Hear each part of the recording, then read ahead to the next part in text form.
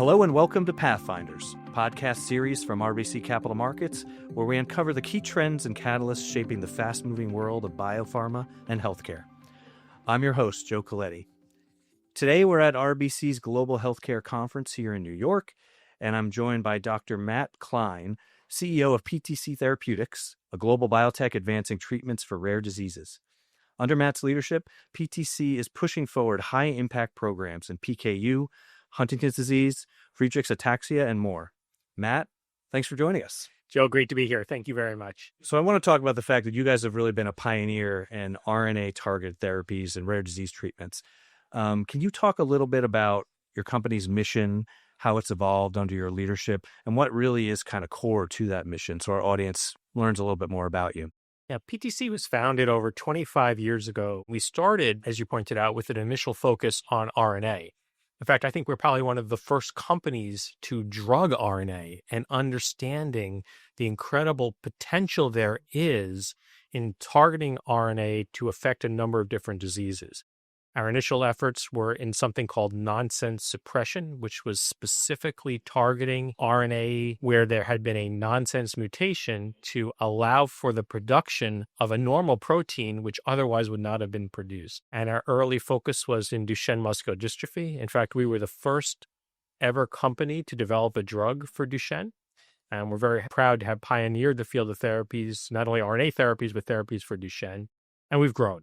Our RNA expertise had led us to founding a platform in small molecule splicing. In fact, we were the first company to develop a small molecule splicing therapy.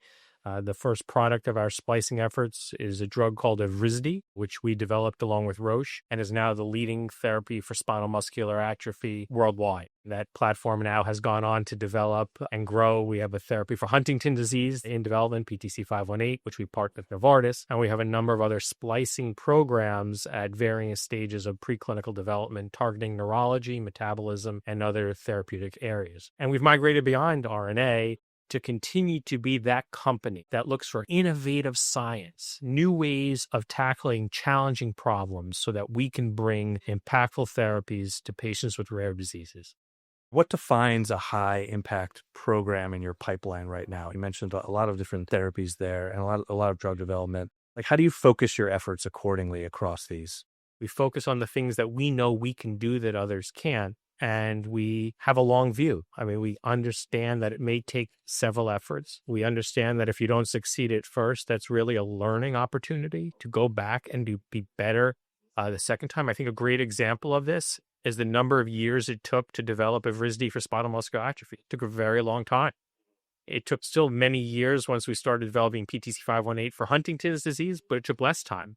We've now, through a continuous learning, have developed something we call PTC Seek, which is a high throughput screening engine that has cut down in years the time it takes to identify a target for splicing and small molecules that can affect that target. So that's just an example of by focusing on something that we uniquely can do, you get better over time.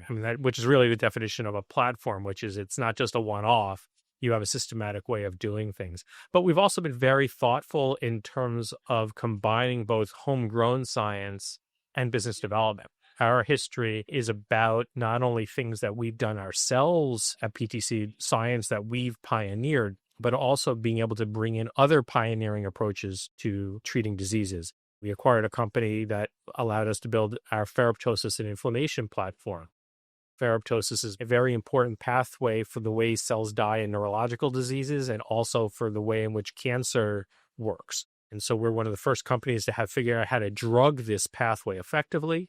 We have a drug vatiquinone, which is right now in front of the FDA for potential approval for Friedreich's ataxia, and have a whole set of programs behind that looking at targeting ferroptosis for neurological disorders, as well as potentially other therapeutic areas where this pathway is known to be important. We acquired a company called Sensa, which brought us our PKU program, which is also in front of the FDA now for approval.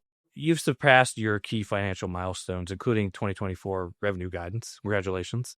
How are you thinking about capital allocation and sort of sustaining this investment in all these innovations moving forward? So we thought a lot about that. I took over as CEO of PTC about 2 years ago, and one of my priorities was to continue to evolve the company, not only in terms of what we do from a science and product standpoint, but also to move towards being cash flow break even and ultimately profitable. So a lot of our work over the past 2 years in terms of building the balance sheet and thinking about capital allocation has been about being able to continue to grow our revenue base, continue to effectively manage operating expenses, and also be very creative in the way that we can monetize different elements of our portfolio. For example, we did, I think, what is the largest ever phase 2A single asset deal with Novartis last fall, which was a deal for our PTC 518 Huntington's program that included $1 billion upfront, $1.9 billion in both development and commercial milestones, as well as a 40% profit share in the US. With that money coming in, we closed Q1 of 2025 with over $2 billion in cash. So we're a company that has current revenue and future revenue potential. We're managing our expenses and now have sufficient capital to do all that we plan to do, including potential commercial launches for our several programs in front of the FDA right now.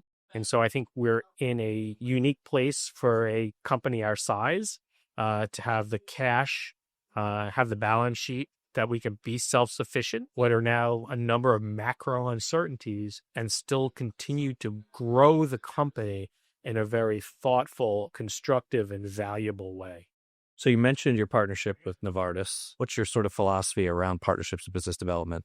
Yeah, so we think about it in two ways, right? Partnerships are things that we could do to bring assets into PTC to further drive our value, bring additional therapies to patients who need them. So in the short term, that could be in licensing a compound that's, at commercial stage, whether that's a global partnership or something that we can cassette into our global commercial infrastructure. I mean, we have capabilities to sell drugs in every part of the world.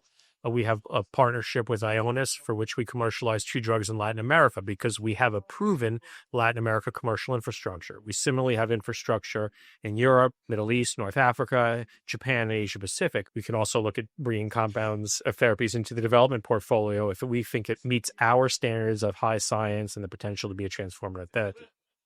We also think about business development in terms of out-licensing. I mentioned we have 2 leading innovative platforms. We have our splicing platform and our ferroptosis platform. Those are 2 areas of science that PTC has uniquely leveraged to develop important therapies. Well, that science has application beyond just the rare therapies that we might develop and commercialize. We believe they have broad applicability to larger neurodegenerative disease, oncology, cardiovascular, nephrology, pulmonology. And so we're also now working on is strategic partnerships where we have PTC science inside another company, where we can say, look, we have a technology in ferroptosis or splicing that we think can be incredibly valuable in developing novel oncology therapies. Well, PTC is not an oncology company, but we sure would like to partner and can partner with someone who is and say we can use our science to help you get further. And it's just another way that we can help more patients through our innovation. You stepped into the CEO role at a pretty pivotal time. I wonder if you could talk a little bit about your principles and your approach to help put the company in this position, but also, how you've also approached this in the midst of like an organization that's clearly evolving and continues to evolve. Yeah, I think it's been a lot of fun, first of all, and I consider myself incredibly lucky to have a team that we have at PTC around the globe who are singularly focused on our mission. And I think that's really the key.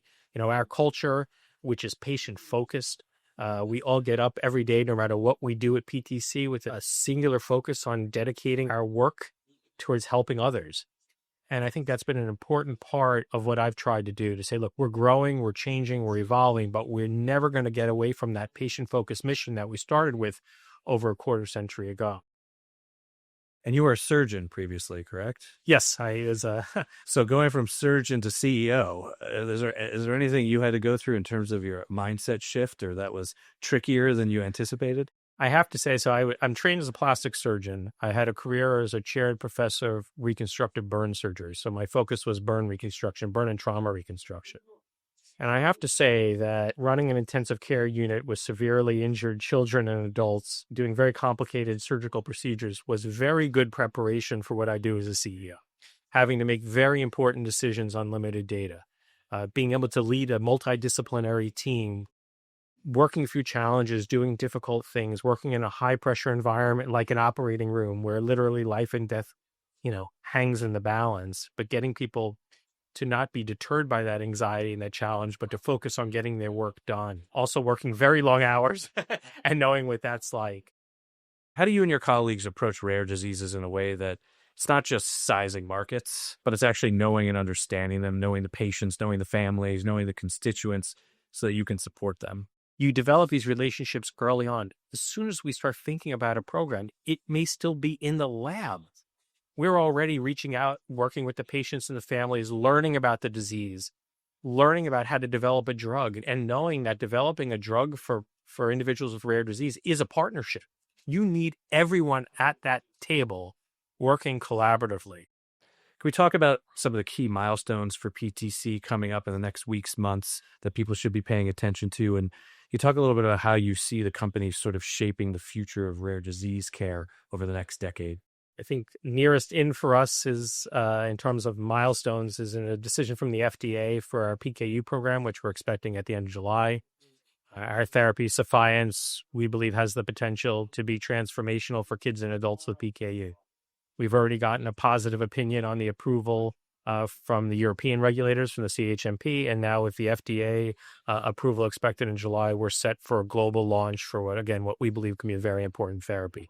We also have pending FDA decisions for our vatiquinone program for kids and adults with Friedreich's ataxia. Vatiquinone is approved by the FDA.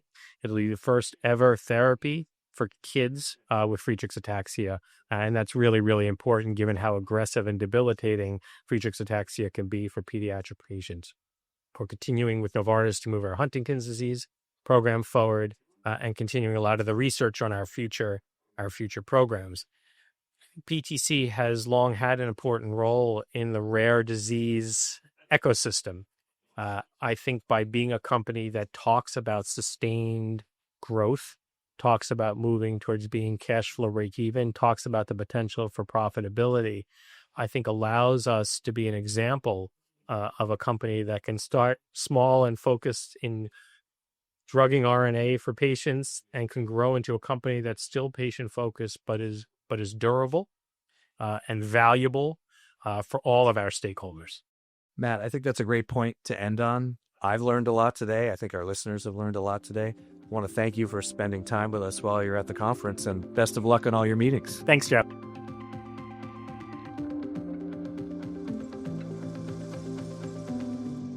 Thanks for listening to Pathfinders and Biopharma, brought to you by RBC Capital Markets. Please remember to subscribe to get more great content and be alerted about future episodes.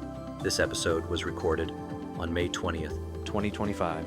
If you'd like to learn more or continue the conversation, please visit rbccm.com/biopharma. See you all next time.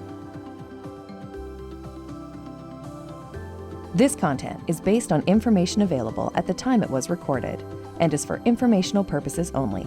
It is not an offer to buy or sell or a solicitation, and no recommendations are implied. It is outside the scope of this communication to consider whether it is suitable for you and your financial objectives.